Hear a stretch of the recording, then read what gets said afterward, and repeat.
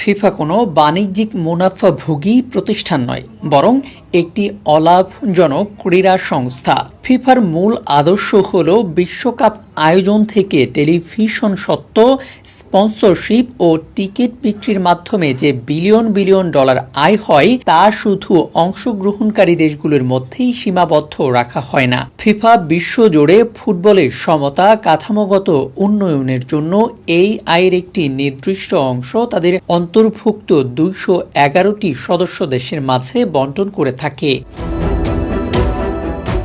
Bangladesh football federation ফিফার একটি স্থায়ী ও পূর্ণাঙ্গ সদস্য হওয়ায় নিয়মতান্ত্রিকভাবে এই বৈশ্বিক ফুটবল তহবিলের অংশীদার হয়। এই অর্থ মূলত প্রদান করা হয় ফিফার বিশেষ ফ্ল্যাগশিপ প্রজেক্ট ফিফা ফরওয়ার্ড বর্তমান সংস্করণ 3.0 এর অধীনে। ফিফার অফিসিয়াল ফিনান্সিয়াল গাইডলাইন ও ম্যানুয়াল রিপোর্ট অনুযায়ী 2023 সাল থেকে 2026 সালের বিশ্বকাপ চক্রের মধ্যে প্রতিটি সদস্য দেশের জন্য মোট 8 বিলিয়ন মার্কিন ডলার বাংলাদেশি মুদ্রায় প্রায় 95 কোটি টাকার বেশি পর্যন্ত ডেভেলপমেন্ট ফান্ড বরাদ্দ করা হয়েছে।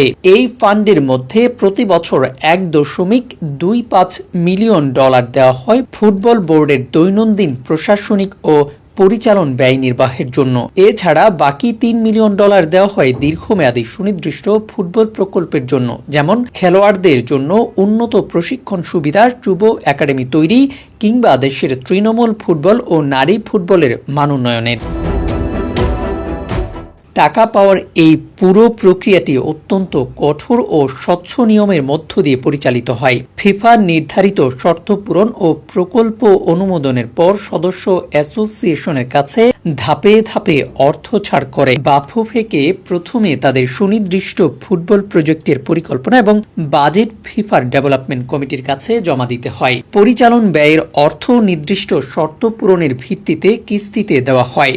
এছাড়া প্রতি বছর স্বাধীন আন্তর্জাতিক অডিটরদের মাধ্যমে এই ফান্ডের পুঙ্খানুপুঙ্খ অডিট করা হয়, যাতে অর্থের কোনো অপব্যবহার না হয়। সুতরাং বাংলাদেশ মূল মাঠে না খেললেও বৈশ্বিক ফুটবলের কাঠামোগত অংশীদার হিসেবে এই উন্নয়ন তহবিলের পাওয়ার ক্ষেত্রে সম্পূর্ণ বৈধ এবং নিয়মতান্ত্রিক অধিকার রাখে। ইএফটি ফার্স্টের সাথে ট্রেড করুন যে কোনো জায়গা থেকে, ক্যাম্পাসে ক্লাসের ফাঁকে, ঢাকার জ্যামে বসে কিংবা ঘরে বসে।